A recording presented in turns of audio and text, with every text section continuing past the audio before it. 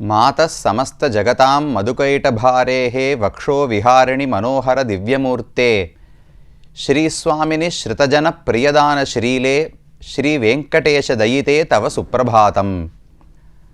திருமலை திருப்பதி திவ்யதேசத்தின் வைபவத்தை பார்த்து கொண்டு வருகிறோம். திருமலை என்று சொன்னால் வெங்கடேச பெருமான் நினைவுக்கு வருகிறார். அவரைப் போல் சமமான முக்கியத்துவத்தோடு பத்மாவதி தாயாரும் நினைவுக்கு வருகிறார். எங்கு சேவித்தாலும் பத்மாவதியை விட்டு ஸ்ரீனிவாசன் கிடையாது. ஸ்ரீனிவாச பெருமானை விட்டு பிரிந்து பத்மாவதி தாயாரும் இருப்பதில்லை. அப்படி நெருக்கமான தாம்பத்தியம், கணவன் மனைவி உறவு அவர்களுக்குள் இருக்கிறது. அது நமக்கு பயனாக உள்ளது. நாம் தான் அவர்களுடைய குழந்தைகள். தாயும் தகப்பனும் சேர்ந்து அந்யோன்யமாக அன்போடு இருந்தால் அது குழந்தைக்குத்தானே நன்மை பயக்கும். அதனால் பெருமானும் பிராட்டியும் திருமலையில் சேர்ந்திருப்பது, சேர்ந்து என்றால் மலைக்கு மேல் பகவான் இருக்கிறார், மலைக்கு கீழே தாயார் இருக்கிறாள்.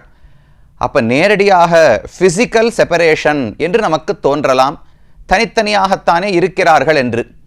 ஆனால் மனதளவில் எவ்வளவு தூரம் இருவருக்கும் ஒற்றுப்போய் உள்ளது என்றால், நேரடியாக பிரிந்திருந்தாலும் அவர்களுக்கு அது ஒரு குறையாக தோன்றாது. குழந்தைகளுக்காக இப்படி இருக்கிறோம் என்று ஏற்றுக்கொள்ளுகிறார்கள். அதனால் ஸ்ரீனிவாச பெருமானை தரிசிக்கப் போவதற்கு முன்னால் முதலில் பத்மாவதி தாயாரை நாம் தரிசிக்க வேண்டும். கீழே இந்த திருமலையுடைய ஸ்தல புராணம் என்ன என்பதை பார்த்து முடித்தோம். இனி மலை ஏறி பகவானை சென்று சேவிக்க வேண்டும். அதற்கு முன்னால் மலைக்கு கீழேயே திருப்பதி என்கிற ஊரினுடைய தென்கிழக்கு பகுதியில் ஒரு 3 கிலோமீட்டர் தூரத்தில்தான் திருச்சுகவனூர் என்கிற ஊர் உள்ளது. திருச்சானூர் என்று இன்றைக்கு அழைக்கப்படுகிறது. அலமேலுமங்காபுரம் என்று மற்றொரு திருநாமம். அலர்மேல் மங்கை என்று பிராட்டிக்கு திருநாமம் உண்டே. அழகான புஷ்பத்துக்கு மேலே தோன்றினபடியால் பத்மாவதி, பத்மாசனி என்று சொல்லுகிறோமே. தாமரைக்கு மேல் அமர்ந்திருக்கிறபடியால் அலர்மேல் மங்கை என்று பிராட்டிக்கு திருநாமம். அவள் பெயரை கொண்டே ஊரும் வழங்கப்படுகிறது. சுகாச்சாரியருடைய ஆசிரமம் இந்த இடத்துல இருந்தபடியால் சுகவனூர் என்று இந்த இடத்துக்கு திருநாமம். அது மருவி திருச்சானூர் என்று வழங்கப்படுகிறது. இந்த இடத்தில்தான் பத்மாவதி தாயாருடைய கோவில் அமைந்திருக்கிறது. ஸ்ரீனிவாச பெருமானுக்கும் பத்மாவதி என்கிற ஆகாசராஜனுடைய பெண்ணுக்கும் திருக்கல்யாணம் நடந்தபோது அதை பார்ப்பதற்கு கோபத்தை விட்டு மகாலட்சுமி தாயார் கரவீரபுரத்திலிருந்து திரும்ப இந்த இடத்துக்கு வந்தாள். வந்து இன்று வரை இங்கேயே கோவில் கொண்டு சேவை சாதிக்கிறாள்.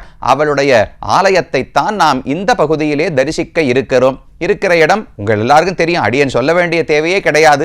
இருந்தாலும் ஒரு பதிவுக்காக திருப்பதி என்கிற ஊர் இருக்கிறதே, அதனுடைய ஒரு பகுதி தான். அதனுடைய தென்கிழக்கு பகுதியிலே மெயின் ஹைவே இருக்கு பாருங்க, அதற்கு அருகிலேயே திருச்சுகவனூர் என்கிற ஊர் உள்ளது. இங்கு தாயாருக்கு ஒரு அழகான புஷ்கரணி, பத்ம சரோவரம் என்று இந்த புஷ்கரணிக்கு திருநாமம். அதிலிருந்தே பிராட்டி தோன்றினாளாம். அதற்கு அருகிலேதான் கோவில் இன்றைக்கு அமைந்துள்ளது. கோவிலுக்கு நேர் பின்புறம், அதாவது வடமேற்கு பகுதியில் தான் குளம் இன்றைக்கும் அமைந்திருக்கிறது. அழகான ஆலயம். கிழக்கு நோக்கித்தான் சந்நிதி இருக்கிறது. பிராட்டியும் கிழக்கு நோக்கி அமர்ந்திருக்கிறாள். கோவிலே கிழக்கு நோக்கித்தான் இருக்கிறது. முதலில் நுழையும் பொழுதே ஒரு பெரிய மகாத்வாரம், ராஜகோபுரம் வரவேற்கிறது. கிட்டத்தட்ட 40 அடி உயரம் இருக்கும். 5 நிலைகளை கொண்ட கோபுரம். திருமலையில் கோபுரங்களுக்கு வண்ணங்கள் அடிக்கக்கூடிய வழக்கம் கிடையாது. தேவஸ்தானத்தில் எல்லாத்தையும் வெள்ளை நிறத்தில் தான் அடித்து வைத்திருக்கிறார்கள். அதை போல தாயார் சன்னதியினுடைய ராஜகோபுரமும் வெள்ளை நிறத்தில் தான் சலவை செய்யப்பட்டுள்ளது. அதோடு கூட மேல தங்கமயமான கலசங்கள், 7 கலசங்களோடு கூட இந்த ராஜகோபுரம் இருக்கிறது. கிழக்கு நோக்கி நாம் அதற்குள் நுழைந்தோம் என்றால் ஒரு பெரிய அங்கணம், ஒரு முற்றம்னு தெரிவிப்போம் அல்லவா, ஒரு பெரிய இடம் இருக்கிறது. அந்த இடத்துக்கு வடக்கு பக்கம் கோவில் கிழக்கு நோக்கி இருக்கு. அப்ப நாம மேற்கு நோக்கி நுழைந்தோம் என்றால் அதற்கு வடக்கு என்பது வலப்பக்கம் இருக்குமோ இல்லையோ, வலப்பக்கத்தில் தான் பத்மாவதி தாயாருக்கான சந்நிதி இருக்கிறது. இடது பக்கம், அந்த ஒரு பெரிய முத்தத்தின் இடது பக்கத்திலே சுந்தரராஜ பெருமானுக்கு ஒரு கோவில் இருக்கிறது. அந்த முற்றத்துக்கு நேர் முன் பக்கத்திலே கண்ணனுக்கு ஒரு சன்னதி இருக்கிறது. ஒவ்வொன்றாக பார்ப்போம். என்னென்ன மண்டபங்கள், என்னென்ன உற்சவங்கள் நடக்கின்றன என்பதையெல்லாம் தெரிந்து கொள்ள வேண்டுமே.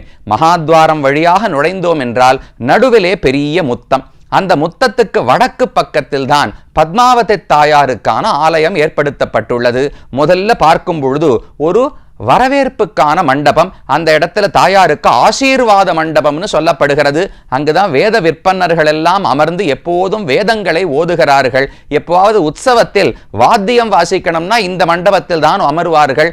வேதம் என்பது என்ன சொல்லுகிறது? பகவானுக்கு ஆசீர்வாதம் செய்கிறது. ஜெய விஜயீ பவ, தாயார் நீடூழி வாழ வேண்டும், பெருமான் வாழ வேண்டும், பக்தர்கள் வாழ வேண்டும் என்று ஆசீர்வாதம் செய்து கொண்டே வேத விற்பன்னர்கள் ஓதிக்கொண்டிருக்கிறபடியால் அதற்கு ஆசீர்வாத மண்டபம்னு பெயர். சற்று உயர்ந்த மண்டபம். அதை தாண்டி உள்ள போனோம்னால் 36 தூண்களை உடைய துவஜஸ்தம்ப மண்டபம். அதற்கு நடுவில் தான் பிராட்டியினுடைய கொடிமரம் இருக்கிறது. இது ஒரு சிறப்பு. பல கோவில்களில் தாயாருக்கு தனியா கொடிமரம் எல்லாம் கிடையாது. பெருமாள் சன்னதிக்கு நேர் எதிர்த்தாற் போல கொடிமரம் இருக்கும். தாயார் சன்னதி அருகிலே தானே இருக்கும். இங்கு தாயாருக்கே கொடிமரம் உண்டு. தாயாருக்கு கொடி எது? சட்டுன்னு கேட்கணும். குழந்தைகளை கேட்டா பகவானுக்கு கொடி எது அப்படின்னா கருட கொடி அப்படின்னு சொல்லிடுறோம் இல்லையோ. தாயாருக்கு கொடி எது என்றால் கஜம், யானையைத்தான் கொடியாக உடையவளாம் பிராட்டி. இப்போதும் தாயாருக்கு உற்சவம் நடக்கும் பொழுது யானையைத்தான் கொடியிலே வரைந்து ஏற்றுவார்கள். துவஜ ஆரோகணம் என்று சொல்லுகிறோமே. ஒரு உற்சவம் 10 நாள் திருவிழா தொடங்கும் பொழுது கொடி ஏற்றுவார்கள். கொடியேற்றத்தில் பகவானுக்கு கருடனை வரைந்திருப்பார்கள் கொடியில், பிராட்டிக்கு யானையை வரைந்திருப்பார்கள். அந்த கொடி கம்பம் துவஜஸ்தம்பம் நல்ல தங்க கவச்சம் போடப்பட்டு பலிபீடத்தோடு முன்னாலேயே இருக்கிறது. அது இருக்கிற மண்டபம் தான் 36 தூண்களை உடைய துவஜஸ்தம்ப மண்டபம். அதை தாண்டி உள்ளே சென்றோம் என்றால் அங்க முகமண்டபம் என்று ஒரு இடம் இருக்கிறது. அங்கதான் எல்லாரும் போய் நின்று சேரணமோ இல்லையோ. தாயாருக்கு தான் உற்சவம் நடக்கணும், திருமஞ்சம் நடக்கணும்னா அந்த இடத்தில் வெளியே எழுந்தருளி நடப்பது உண்டு. அதற்கு முகமண்டபம்னு பெயர். அதனுடைய ஒரு மூலையில் தான் பெரிய 2 மணிகள். தாயாருக்கு எப்போதெல்லாம் போனகம் கண்டருள பண்ணப்படுகிறதோ, நைவேத்தியமாகிறதோ அப்ப இந்த மணிகளைத்தான் ஓசி செய்வைப்பார்கள். அந்த மணிகள் எல்லாம் முகமண்டபத்திலே இருக்கின்றன. முகமண்டபத்தை தாண்டி உள்ள போனோம்னா வரிசையா சொல்றேன். முதல்ல ஆசீர்வாத மண்டபம், அப்புறம் துவஜஸ்தம்ப மண்டபம், அடுத்தது முகமண்டபம். ஒரு 2 படி ஏறி போனா முகமண்டபம். அதற்கு உள்ள தாண்டி போனோம் என்றால் அந்த இடத்தில் தான் அர்ச்சனை மண்டபம் என்பது இருக்கிறது. அந்த அர்ச்சனை மண்டபத்தில் தான் அமர வைத்து சில சேவைகள் இருக்கின்றன. குங்குமார்ச்சனை சேவை என்று ஒரு சேவை உண்டு. தாயாரை சேவிக்க போகும்போது நாம் அங்கு உள்ள அதற்கான ரசீது வாங்கிட்டோம்னால் உள்ளே போய் அமர்ந்து தாயாரை தரிசிக்கலாம். அதற்கு அர்ச்சனை மண்டபம் என்று பெயர். அங்கு அமர வைத்துத்தான் தாயாருக்கு அர்ச்சனை செய்து நமக்கு தரிசனம் செய்து கொடுக்கிறார்கள். அந்த மண்டபத்தினுடைய ஒரு புறம் வடக்கு பக்கம் இருக்கிறதே, அங்கு ஒரு சின்ன சன்னதி இருக்கும். இந்த அர்ச்சனை மண்டபத்திலிருந்து முழுக்க பிரதட்சிணமா தாயாரை சுத்தி வரலாம். அதுதான் உள் பிரதட்சிணம். வெளியில பெரிய பிரதட்சிணம் ராஜகோபுரத்துக்கு அருகிலே இருந்தாலும் உள் பிரதட்சிணம் சின்னதா ஒன்று உண்டு. அது இந்த அர்ச்சனை மண்டபத்திலிருந்து தாயாருடைய கர்ப்பகிரகத்தை சுத்தி வரலாம். அப்படி சுத்தி வந்து வெளியே வரும் பகுதியில் தான் வடக்கு பக்கத்துல ஒரு சின்ன சன்னதி இருக்கிறது. அதற்குள்ளே விஸ்வக்சேனர், கருடன், சக்கரத்தாழ்வார், சுவாமி ராமானுஷர் இவர்கள் 4 பேருக்குமான சன்னதி அது. மூலவர்களும் இருக்கிறார்கள், உற்சவமூர்த்திகளும் இருக்கிறார்கள். விஸ்வக்சேனர் பகவானுடைய எல்லா நிர்வாகத்தையும் அவர்தான் செய்கிறார். அப்ப பிராட்டிக்கு என்ன வேண்டுமோ அனைத்தையும் இவர்தான் நடத்த வேண்டும். அவர்தான் கமாண்டர், சேனாபதினு சொல்றோம் இல்லையோ, கமாண்டர் இன் சீஃப். அவர் தான் எல்லாத்தையும் நடத்தி கொடுக்க வேண்டும். விஸ்வக்சேனர் இருக்கார். பக்கத்திலேயே கருடன். என்ன கைங்கரியம் பண்ணணுமோ கருடன் தயாராக இருக்க வேண்டும். எங்காவது தாயார் புறப்பட வேண்டும் என்றால் கருடன் வேண்டுமே. பகவானுக்கு எப்படி கருடன் வாகனமோ, பிராட்டி பகவானுக்கு மனைவி தானே. ஒரு ஆண் இருக்கிறான், அவனுக்கு ஏதோ சொத்து இருக்குன்னு வச்சுங்களேன். எந்த நிமிஷம் ஒரு பெண்ணை கல்யாணம் செய்து கொள்ளுகிறானோ அப்போது அந்த சொத்தெல்லாம் அவளுக்கும் உரியது தானே. சமமான உரிமை இருவருக்கும் உண்டு. அப்ப கருட வாகனம் பிராட்டிக்கும் உண்டு. காந்தஸ்தே புருஷோத்தமஹ பணிபதி ஷையா ஆசனம் வாகனம் வேதாத்மா விஹகேஸ்வரஹா என்று ஆளவந்தார் தெரிவிக்கிறார். பகவான் எப்ப கணவனாக இருக்கிறானோ பிராட்டிக்கு, அப்ப ஆதிசேஷன் இவளுக்கும் படுக்கை தான், கருடன் இவளுக்கும் வாகனம் தான். அதனால கருடனும் அந்த இடத்துல காத்து கொண்டிருக்கிறார். சக்கரத்தாழ்வார் எப்போதும் பகவானை ரட்சிக்க வேண்டும், பிராட்டியை காக்க வேண்டுமே. அதற்கு அவரும் அர்ச்சாவதாரமாக ஒரு விக்கிரக வடிவத்தில் உற்சவராக எழுந்தருளி இருக்கிறார். அதோடு கூட சுவாமி ராமானுஷர். திருப்பதின்னு சொன்னாலே ராமானுஷரை விட்டு திருமலை கிடையாது. திருமலையை விட்டு ராமானுஷரும் கிடையாது. அவ்வளவு நெருக்கமான தொடர்பு. என்னென்ன சரித்திரங்கள்னு மேலே பார்க்க போகிறோம். அந்த ராமானுஷருக்கும் இங்கே ஒரு சன்னதி உண்டு. இந்த திருமலைக்கு திருப்பதிக்கே ஒரு சிறப்பு என்னவென்றால், மலைக்கு மேல மூலவருடைய சன்னதி இருக்கே, அங்கேயும் ராமானுஷருக்கு மட்டும்தான் சன்னதி உண்டு. வேற ஆழ்வார்கள் ஆச்சாரியர்களுக்கு கோவிலுக்குள்ள சன்னதி கிடையாது. அதே போல திருச்சானூரிலேயும் ராமானுஷர் சன்னதி தான் தாயார் சன்னதிக்கு அருகிலேயே இருக்கிறது. அது அர்ச்சனை மண்டபத்துக்கு வடக்கு பக்கத்தில் உள்ளது. அந்த அர்ச்சனை மண்டபத்தை தாண்டி அடுத்தது அந்தராள மண்டபம். அப்பனா நடுவுல அர்ச்சனை மண்டபத்துல நாம் இருக்கிறோம், கர்ப்ப கிரகத்திலே தாயார் இருக்கிறாள். ரெண்டுத்துக்கும் நடுவுல ஒரு சின்ன மண்டபம், ஒரு சின்ன வாயிலாட்டம் இருக்கு. அதுக்குத்தான் அந்தராள மண்டபம்னு பெயர். அங்கு நுழையும் பொழுதுதான் தாயாருக்கு 2 காவலர்கள், வனமாலினி பாலாகினி என்று 2 பேர். பகவானுக்கு துவாரபாலகர்கள் ஜெயன் விஜயன்னு சொல்றோமோ இல்லையோ, அதை போல தாயாருக்கு வனமாலினி பாலாகினி என்று 2 பெண்கள் ரட்சைக்காக இருக்கிறார்கள். அவர்கள் இருப்பது அர்ச்சன மண்டபத்திலிருந்து அந்த அந்தராள மண்டபத்துக்குள் நுழையும் இடத்தில் தான். அதை தாண்டி அந்தராள மண்டபத்தை தாண்டினோம்னால் அழகான கர்ப்பகிரகம். கர்ப்பகிரகத்தில் நடுவிலே அழகாக தாயார் அமர்ந்திருக்கிறாள். அமர்ந்த திருக்கோலம் கிழக்கு நோக்கி கொண்டு தாயார் இருக்கிறாள். 4 திருக்கைகள். திருவடி பத்மாசனத்துல இருக்கா. கீழே தாமரை, தாமரைக்கு மேல பத்மாசனம்னா 2 காலையும் கீழே தொங்க விடக்கூடாது. கால் 2ஐயும் எடுத்து ஒண்ணுக்கு மேல ஒண்ணு மடித்து வைத்துக் கொள்ள வேண்டும். நம்மளும் முயற்சி பண்ணணும். ரொம்ப உடலுக்கு நல்லதுன்னு தெரிவிப்பார்கள்.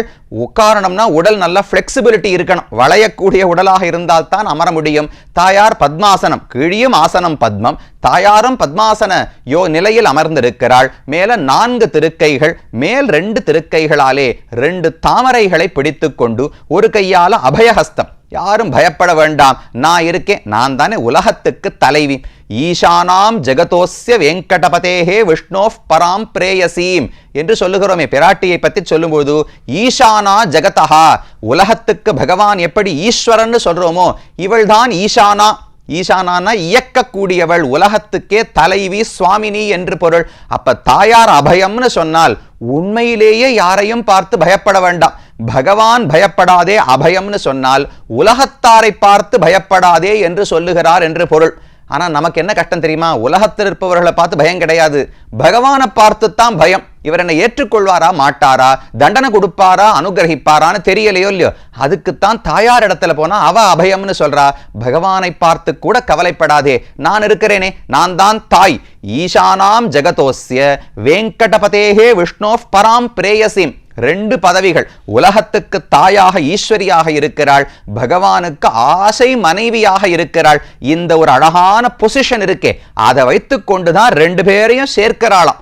பகவானையும் ஜீவாத்மாவையும் சேர்த்து வைப்பவள் பிராட்டிதான். அதற்கான 2 தகுதிகளும் அவளுக்கு இருக்கின்றன.